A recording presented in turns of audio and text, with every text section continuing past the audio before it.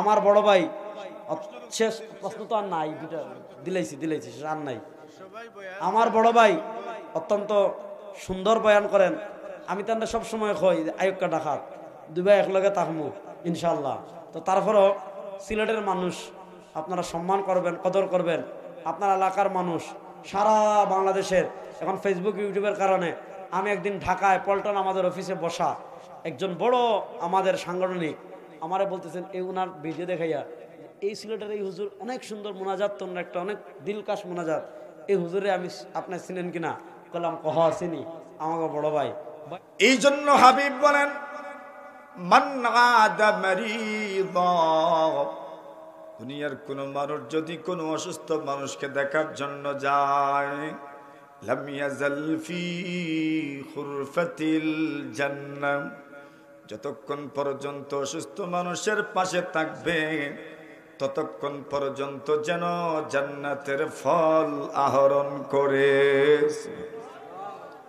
অসুস্থ মানুষকে দেখতে যাওয়ার প্রতি রাসূল উদ্বুদ্ধ করেছে। আল্লাহর হাবিব বলেন কোন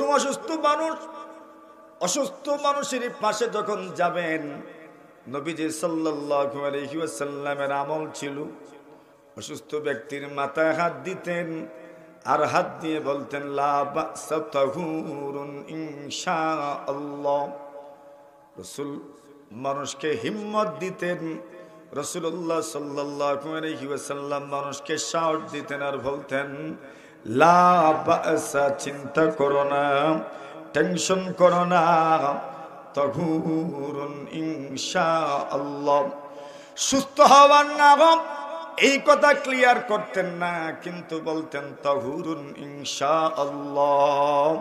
তোমার রোগ যদি কমেও না, কিন্তু রোগের মাধ্যমে আল্লাহ জীবনের সব গুনাহ মাফ করে দিবেন, আল্লাহ পবিত্র করে দিবেন। এইভাবে সান্ত্বনা দিতেন রাসূল সাল্লাল্লাহু আলাইহি। তো অসুস্থ মানুষ দেখতে যাওয়া নবীজির সুন্নাত।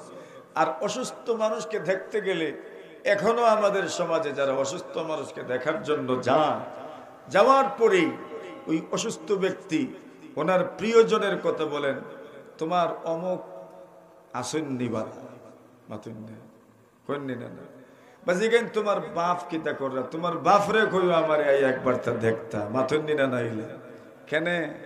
অসুস্থ মানুষ যখন হয় তখন সবচেয়ে প্রিয় মানুষের সান্নিধ্য পেতে চায়। আল্লাহর হাবিব সাল্লাল্লাহু আলাইহি ওয়াসাল্লামের স্ত্রীদের মধ্য থেকে সবচেয়ে প্রিয় ছিলেন আম্মা জান আয়েশা সিদ্দিকা রাদিয়াল্লাহু তাআলা আনহা। আজওয়াজে মুতাহারাত নবীজি সাল্লাল্লাহু আলাইহি ওয়াসাল্লামের প্রশ্নের জবাবে বলেন, ইয়া রাসূলুল্লাহ, ইয়া হাবিবাল্লাহ, আগামী কাল আপনি কার ঘরে থাকবেন? এই প্রশ্নের উত্তর জানার দরকার নাই, আমরা বুঝে নিতে পেরেছি আপনি কি বোঝাতে চাচ্ছেন। ওগো নবীজি, আজকে থেকে আপনি যতদিন ইচ্ছা আয়েশার ঘরে থাকতে পারেন, আমাদের কোনো আপত্তি নাই। সুবহানাল্লাহ, অনুমতি দিলেন। ওই জীবনের শেষ যাওয়া রাসূলুল্লাহ সাল্লাল্লাহু আলাইহি ওয়াসাল্লাম দুইজনের কাঁধে বর্দি হাসিবান রাসাহু, আল্লাহর হাবিব মাথায় পট্টি বাঁধা অবস্থায় আম্মা জান আয়েশা সিদ্দিকা রাদিয়াল্লাহু তাআলা আনহার ঘরে গেলেন। আম্মা জান আয়েশা সিদ্দিকার ঘরে যাওয়ার পরে বুধবার দিন, আজকে কি বার? শুক্রবার। বুধবার দিনে নবীজি সাল্লাল্লাহু আলাইহি ওয়াসাল্লাম এমন অসুস্থ হইলেন, এই পরিমাণ জ্বর, একবার হুশ আসে, আরেকবার হুশ চলে যায়, আরেকবার হুশ আসে, আরেকবার হুশ চলে যায়। এই জন্য মরণের আগে কোনো মানুষ যদি বড় অসুস্থতায় পড়ে যান, তবে জীবনেও এমন কোনো ধারণা করিয়েন না, না জানি কত বড় গুনাহ উনি করেছেন। রাসূলুল্লাহ সাল্লাল্লাহু আলাইহি ওয়াসাল্লাম বলেন, কোন মানুষ যদি আল্লাহ পাক তার জন্য জান্নাতের মধ্যে যে স্থান পূর্ব নির্ধারণ করে রেখেছেন, ওই স্থানের উপযোগী যদি না হতে পারে আমলের মাধ্যমে, অসুস্থতার মাধ্যমে আল্লাহ তাআলা ওই স্থানের উপযোগী বানাইয়াই তবে দুনিয়া থেকে বিদায় দেন। সুবহানাল্লাহ। এজন্য অসুস্থ হইলে তাকে নিয়ে কোনো ধরনের ট্রল করা উচিত নয়। হোক না সে দুশ্মন, হোক না সে শত্রু, হোক না সে অন্য কেউ, কোনোভাবেই তাকে নিয়ে ট্রল করা যাবে না। এটা আল্লাহর পক্ষ থেকে অনেক বড় রহমত। সুবহানাল্লাহ। আল্লাহ রাসূল যখন অসুস্থ হইলেন, এইভাবে আল্লাহ রাসূল সাল্লাল্লাহু আলাইহি ওয়াসাল্লামের দিন যাচ্ছে বুধবার দিন। নবী আলাইহিস সালাতু ওয়াস সালাম বলেন, পত্নীদেরকে বলেন, স্ত্রীদেরকে বলেন, তোমরা আমার জন্য পানির ব্যবস্থা করো।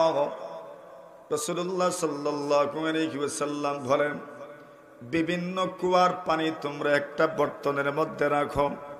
ওই বর্তন থেকে বিভিন্ন কুয়ার মিশ্রিত পানি, বিভিন্ন জায়গার মিশ্রিত পানি আমার মাথার উপর তোমরা ডালতে থাকো।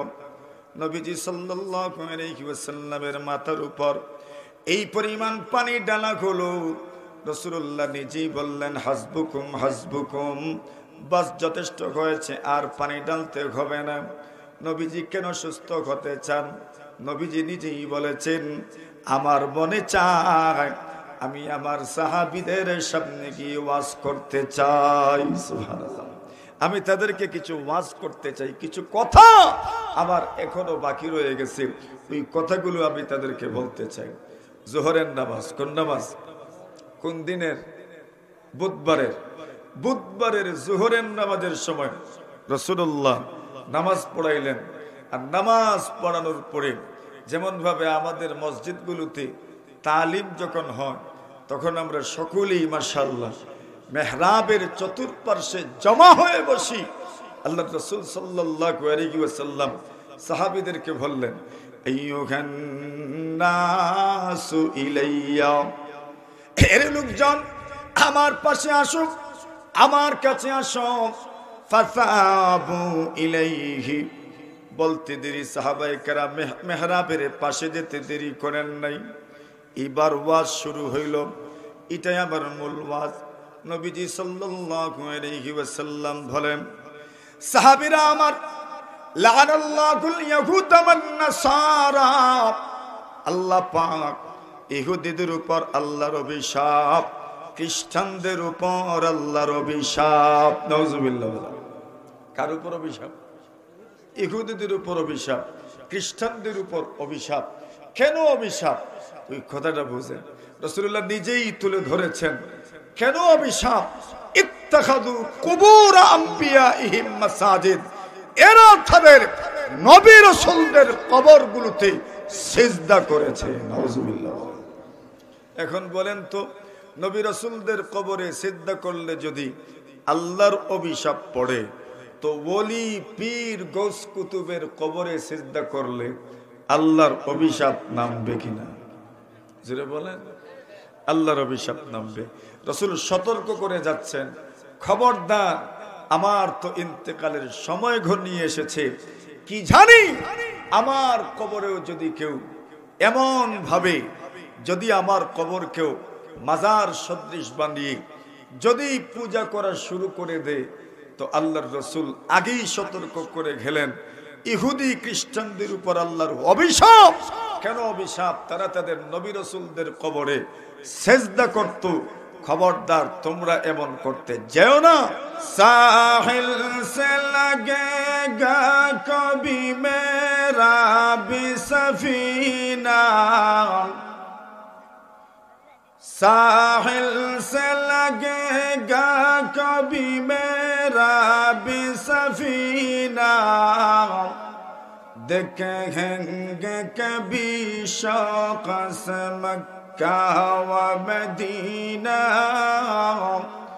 देखेंगे कभी शौक से मक्का व मदीना। ला इश्क का मौजूद है हर दिल में दफीना,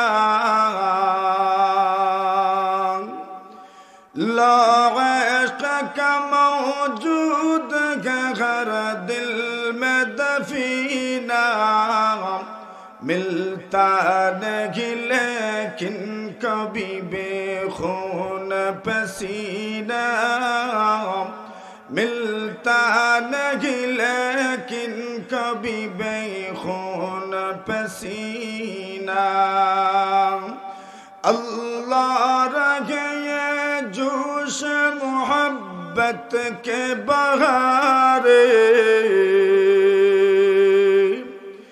अल्लाह रखे ये जोश मोहब्बत के बहारे एक आग के दरिया सा लगे है मेरे सीना एक आग के दरिया सा लगे है मेरे सीना है शरत किसी अगले मोहब्बत की तवज्जो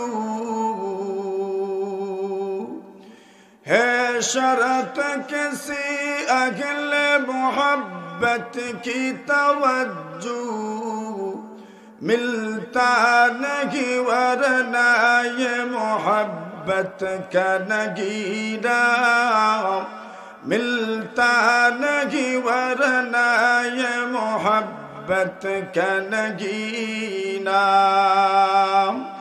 माना के मसाइब घर गए इश्क में अखतर माना के मसाइब घर गए इश्क में अखतर पर उनके करम से जो उतरता है सकीना पर उनके करम से जो उतरता है सकीना ला इलाहा इल्लल्लाह जुर्शुर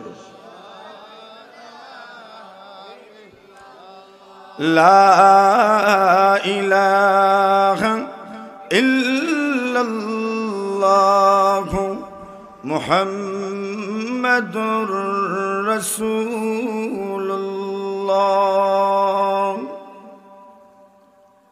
ঐতিহ্যবাহী দ্বীনী সংগঠন হুব্বে রাসূল সাল্লাল্লাহু আলাইহি ওয়াসাল্লাম ইসলামী যুব সংঘের উদ্যোগে পেকুপাড়া জামে মসজিদের 11তম বার্ষিক তাফসিরুল কুরআন মাহফিলের সম্মানিত সভাপতি মুআজ্জাজ মুকাররম হযরত উলামায়ে কেরাম মুরব্বী সাহেবান যুবক ভাইয়েরা পর্দার আড়ালে অবস্থানরত অত্যন্ত শ্রদ্ধেয়া সম্মানিতা মা ও বোনেরা আল্লাহ পাক রব্বুল আলামিনের অসংখ্য অগণিত শুকর আদায় করছি যিনি আজকের এই মহতী মাহফিলের সমাপনী অধিবেশনে অধ্যক্ষার এই আয়োজনে আপনাকে আমাকে শরীক হওয়ার তৌফিক দান করেছেন এজন্য আমরা সকলেই জবান খুলে মহব্বতের সাথে কালিমাতুশ শুকরের নজরানা পেশ করছি আমরা সবাই পড়ি আলহামদুলিল্লাহ এই সংগঠনের নাম অত্যন্ত ব্যতিক্রমী এক নাম হুব্বে রাসূল সাল্লাল্লাহু আলাইহি ওয়াসাল্লাম হুব শব্দের অর্থ হচ্ছে মহব্বত রাসূল শব্দের অর্থ তো আমাদের সকলেরই জানা এর অর্থ হচ্ছে রাসূলুল্লাহ সাল্লাল্লাহু আলাইহি ওয়াসাল্লামের মহব্বত এই সংগঠনে রাসূল আকরাম সাল্লাল্লাহু আলাইহি ওয়াসাল্লামের মহব্বতের তালিম শিক্ষার এক প্ল্যাটফর্ম আমি আপনাদের সামনে মুহাম্মদুর রাসূলুল্লাহ সাল্লাল্লাহু আলাইহি ওয়াসাল্লামের নাম সম্বলিত এক আয়াতে কারীমা তিলাওয়াত করেছি যেই আয়াত সূরাতুল ফাতহের শেষ আয়াত আল্লাহ তাআলা এই আয়াতের মধ্যে মুহাম্মদ শব্দের সাথে রাসূলুল্লাহ শব্দ যুক্ত করেছেন মুহাম্মাদুর রাসূলুল্লাহ আর কোন নবী রাসূলকে আল্লাহ তাআলা এইভাবে রাসূলুল্লাহ বলেন নাই একসাথে নামের সাথে যুক্ত করে একমাত্র মুহাম্মাদুর রাসূলুল্লাহ ওনার নামের সাথে যুক্ত হয়ে রাসূলুল্লাহ শব্দ এসেছে আমি মহানবী সাল্লাল্লাহু আলাইহি ওয়াসাল্লামের জীবন আদর্শের তার 63 বৎসর জীবনের শেষ 14 দিনের শেষ মাত্র 14 দিনের কিছু গুরুত্বপূর্ণ কথা আপনাদের সামনে উপস্থাপন করতে চাই। জনাবে রাসূলুল্লাহ সাল্লাল্লাহু আলাইহি ওয়াসাল্লামের ইন্তেকাল, প্রয়াণ, এই দুনিয়া থেকে বিদায় হওয়ার তারিখ ছিল রবিউল আউয়াল মাসের 12 তারিখ 11 নম্বর হিজরি, আর বর্তমানে চলছে 1446 হিজরি। কত? 46। এর মানে আজকের থেকে 1435 বছর আগে মুহাম্মদুর রাসূলুল্লাহ সাল্লাল্লাহু আলাইহি ওয়াসাল্লাম এই দুনিয়া থেকে বিদায় হয়েছে। যে রমজান মাস আমরা অতিবাহিত করলাম, রাসূলুল্লাহর জীবনেও রমজান এসেছিল। 10ম হিজরির রমজান মাসে, রমজান মাস আরবি হিসাব মতো 9 নম্বর মাস। কত নম্বর? বর্তমানে ইংরেজি হিসাব 2025-এর 4 নম্বর মাস চলমান। আর রাসূলুল্লাহ সাল্লাল্লাহু আলাইহি ওয়াসাল্লাম ইন্তেকাল করেছেন আরবি মাসের 3 নম্বর মাসে। কত? 3। প্রথম মাস মুহররম মাস, 2 নম্বর মাস সফর মাস, 3 নম্বর মাস রবিউল আউয়াল মাস। রাসূলুল্লাহ রবিউল আউয়াল মাসে ইন্তেকাল করেছেন। 4 নম্বর মাস রবিউস সানি, 5 নম্বর মাস জুমাদাল উলা, 6 নম্বর জুমাদাল উখরা, 7 নম্বর রজব, 8 নম্বর শাবান, 9 নম্বর বলেন মাসই তো এসে গেছে, 9 নম্বর রমজান মাস। 10 নম্বর শাওয়াল মাস, যেই মাসের 1ম তারিখে ঈদুল ফিতর হয়। 11 নম্বর মাস জুলকাদা মাস, এটাকে আমরা বাংলাতে জিলকদ লিখি। 12 নম্বর মাস জুলহিজ্জা মাস, এটাকে বাংলাতে জিলহজ মাস লিখে। আল্লাহ তাআলার হিসাব মতো মাস 12টা। কতটা? এই জন্য ইংরেজিতেও 12টা, ইংরেজি ক্যালেন্ডারেও 12টা, বাংলা ক্যালেন্ডারেও 12টা, আরবি ক্যালেন্ডারেও কয়টা? 12টা। আল্লাহর হিসাব এটা কোরআন থেকে। আল্লাহ তাআলা বলেন, মাসের গণনা আল্লাহ তাআলার কাছে পৃথিবীর সৃষ্টির থেকে আজ অবধি 12 মাস। এই 12 মাসের শেষ মাস জুলহজ মাস, যেটা এই মাস হজের মাস। 10ম হিজরিতে রাসূলুল্লাহ সাল্লাল্লাহু আলাইহি ওয়াসাল্লাম হজ করেছেন। এই হজকে বলা হয় বিদায়ী হজ। কি হজ? বিদায় হজ। এজন্য ইতিহাসের পাতায় এক ভাষণ, সবচেয়ে বেশি প্রসিদ্ধ ভাষণ, যেটাকে বলা হয় বিদায় হজ্জের ভাষণ। কোন হজের ভাষণ? বিদায় হজের ভাষণ। রাসূলুল্লাহ দুনিয়া থেকে বিদায় হওয়ার আগে যে হজ করেছেন, সেই হজের ভাষণ। এটা রাসূল এই বক্তৃতা, এই ভাষণ দিয়েছিলেন 10 হিজরির 12 নম্বর মাসে। আর এর আগে 9 নম্বর মাসে, 10 হিজরির 9 নম্বর মাসে রাসূল এতেকাফ করতেন প্রত্যেক বছরই। রাসূলুল্লাহ শেষ বছর 10 নম্বর বছর, 10 নম্বর হিজরিতে রাসূল এতেকাফ করেছেন 20 দিন। কতদিন? 20 দিন। কথাগুলো কেন বলছি পরে বলছি। রাসূলুল্লাহ এতেকাফ করেছেন 20 দিন। প্রশ্ন হলো 20 দিন এতেকাফ কেন করলেন? অন্যান্য মাসে, অন্যান্য বছর রমজান মাসে 10 দিন এতেকাফ করতেন, আর শেষ বছর রাসূলুল্লাহ 10ম হিজরিতে এতেকাফ করেছেন কতদিন? 20 দিন। মুহাদ্দিসিনে কেরাম লিখেন, রাসূল আল্লাহর পক্ষ থেকে কিছুটা ইঙ্গিত পেয়ে গিয়েছিলেন ওনার হায়াতে জিন্দেগি আর বেশি দিন নাই। সুবহানাল্লাহ। এজন্য রাসূল তার জীবনের শেষ সময়টাকে আমলের মাধ্যমে রাঙ্গানোর চেষ্টা করেছিলেন। রাসূলুল্লাহ রমজান মাসে 20 দিনে ইতিকাফ করেছেন।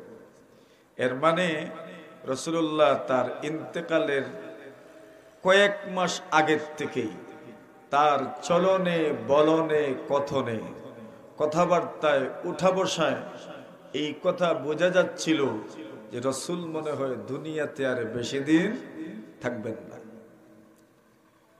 শেষ যখন হজে গেলেন, সেই হজের বক্তৃতা যদি আপনি দেখেন তো দেখবেন পুরা দুনিয়ার শাসন ব্যবস্থা, সমাজ ব্যবস্থা, রাষ্ট্র ব্যবস্থা সব কিছুর মিশ্রণে এমন এক ভাষণ দিয়েছেন, আজ পর্যন্ত ওই ভাষণকে কেউ চ্যালেঞ্জ করতে পারে না।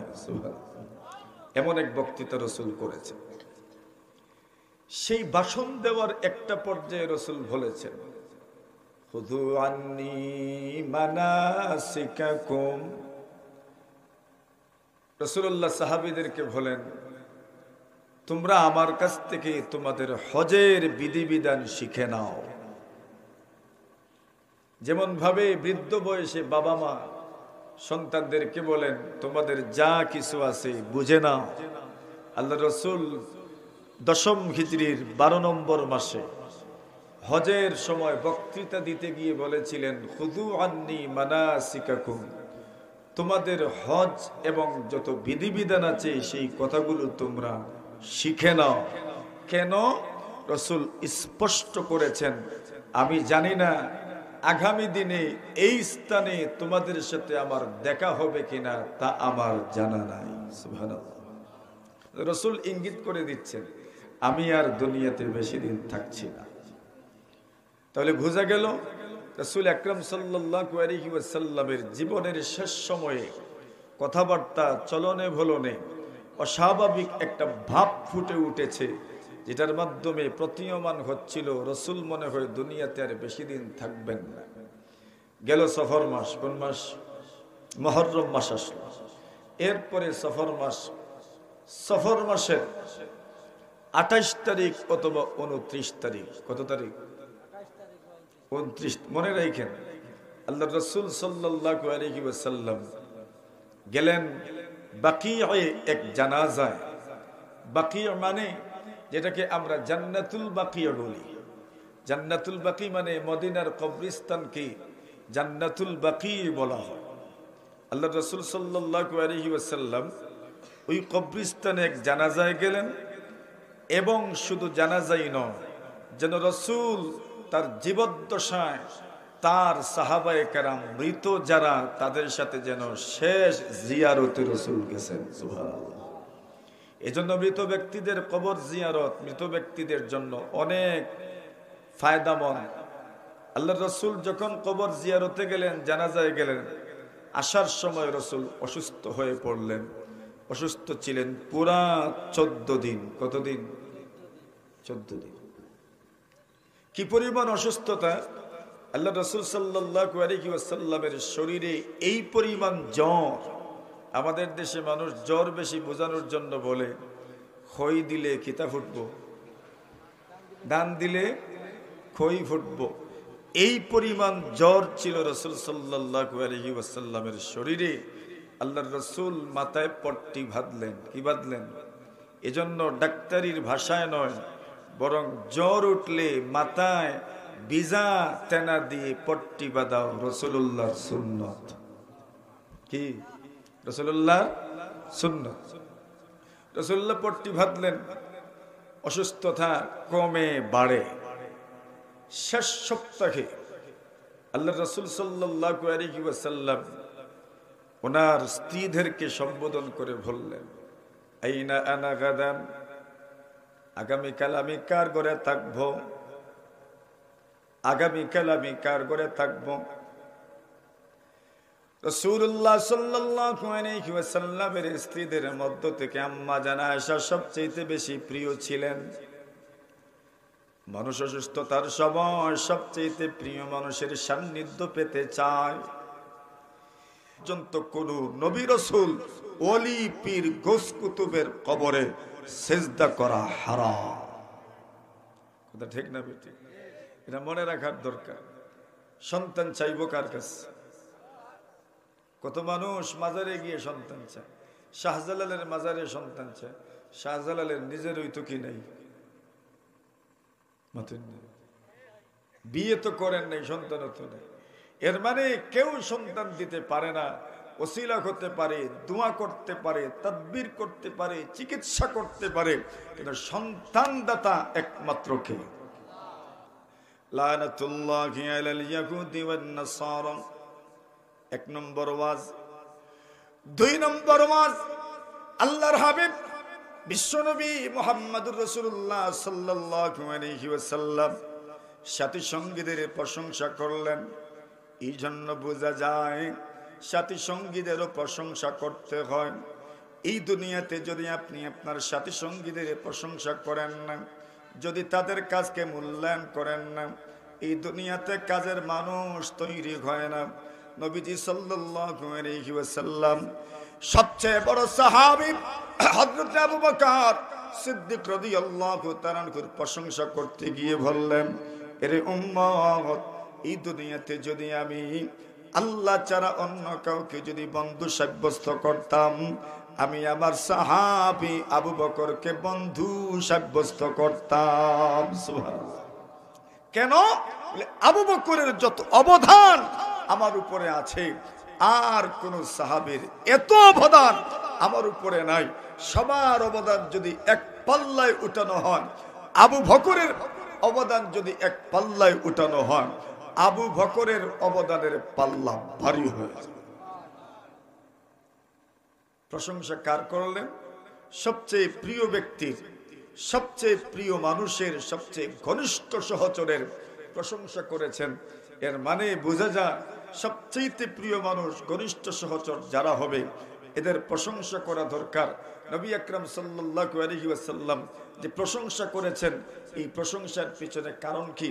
সবচেয়ে বড় কারণ হলো রাসূলুল্লাহ সাল্লাল্লাহু আলাইহি ওয়াসাল্লামের জীবনের সবচেয়ে কঠিন কঠিন মুহূর্তে আবু বকর সিদ্দিক রাদিয়াল্লাহু তাআলা আনহু নবীজিকে সঙ্গ দিয়েছেন। গারে সৌরেও আবু বকর সিদ্দিক রাদিয়াল্লাহু তাআলা আনহু বদর প্রান্তে যেই দিন মাত্র 313 জন সাহাবায়ে কেরামদেরকে নিয়ে রাসূলুল্লাহ যুদ্ধের ময়দানে অবস্থান করছেন।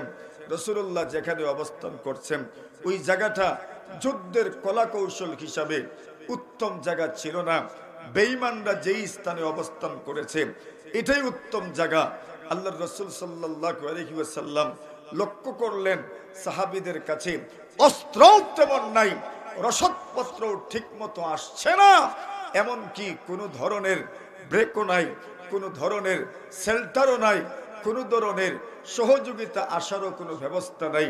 নবী আকরাম সাল্লাল্লাহু আলাইহি ওয়াসাল্লাম সাহাবায়ে কেরামদেরকে হিম্মত দেওয়ার জন্য আবু বকর সিদ্দিককে দিয়ে ছোট্ট একটা ঘরের ভিতরে ঢুকলেন, আল্লাহর কাছে দোয়ায় লিপ্ত হলেন। দোয়া করলেন কি, আল্লাহ এই মানুষগুলো যদি মারা যায়, এদের কিছু যাবে না, আসবে না, এরা তো শাহাদাতের অমীয় সুধা পান করবে, কিন্তু আপনার জমিনে আপনার ইবাদত আর কেউ করতে পারবে না। আল্লাহ এদেরকে আপনি বিজয় দান করেন।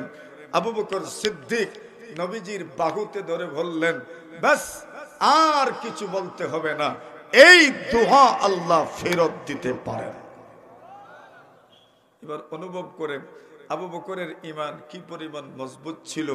আবু বকর সিদ্দিক বলেন, হাসবুকা ইয়া রাসূলুল্লাহ, ওগো রাসূল যথেষ্ট হয়েছে, আর দোয়া করতে হবে না, এই দোয়া তো আল্লাহ ফেরত দিবেন না। সত্যি আল্লাহ দোয়া কবুল করেছেন।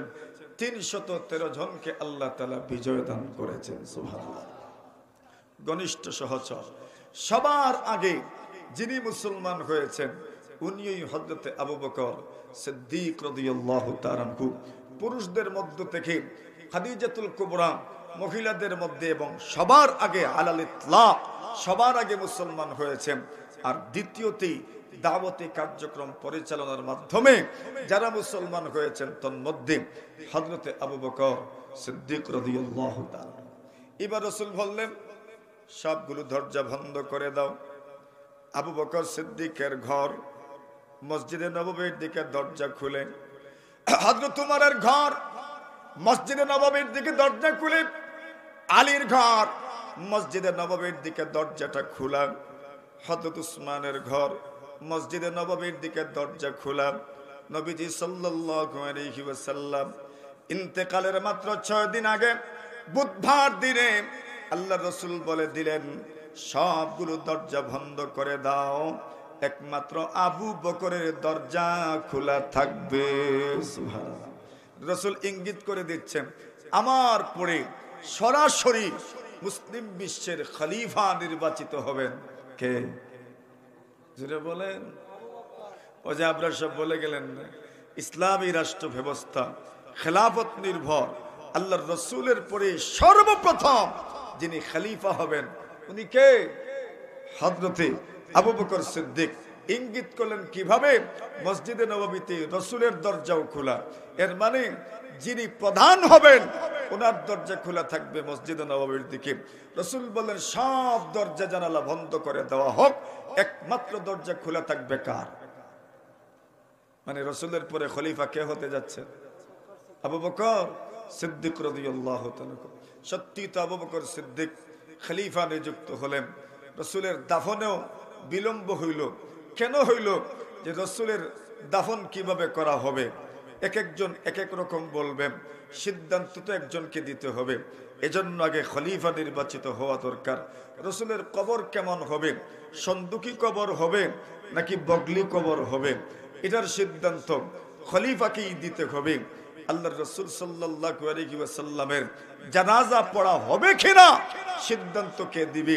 একজন বলবেন রাসূলের জানাজা পড়া হোক, তো আরেকজন বলবেন না রাসূলের জানাজা পড়া হোক না। তো সিদ্ধান্ত তো দিতে হবে একজনকে। খলিফা আগে নির্বাচিত হোক। আবু বকর সিদ্দিক খলিফা নির্বাচিত হইলেন। জিজ্ঞাসা করা হলো জানাজা কিভাবে পড়া হবে? আবু বকর সিদ্দিক রায় দিলেন, রাসূলের জানাজা প্রত্যেকেই রাসূলের ঘরে ঢুকো আর একজন একজন করে জানাজা পড়ে বের হয়ে যাও। জোরে বলেন। রাসূলের জানাজার ইমাম কে? নাই, কেউ ইমাম না।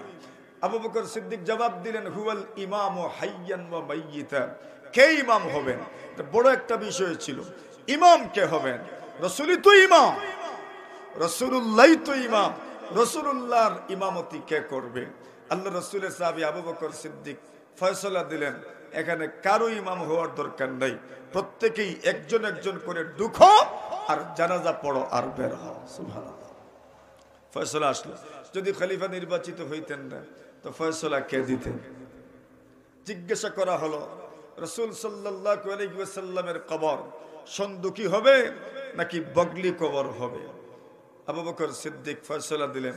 ওই সময় মদিনায় দুইজন ছিলেন কবর খুঁড়তেন। এখনো মাশাআল্লাহ আমাদের সমাজ ব্যবস্থায় কিছু মানুষ আছে যারা কবর খুঁদেন, আছেন না নাই? যে কারো কবর খননে এরা সবার আগে পৌঁছে আল্লাহ তাদের আমল নামা সওয়াব দিয়ে যেন ভৈরা দেন, বলে না।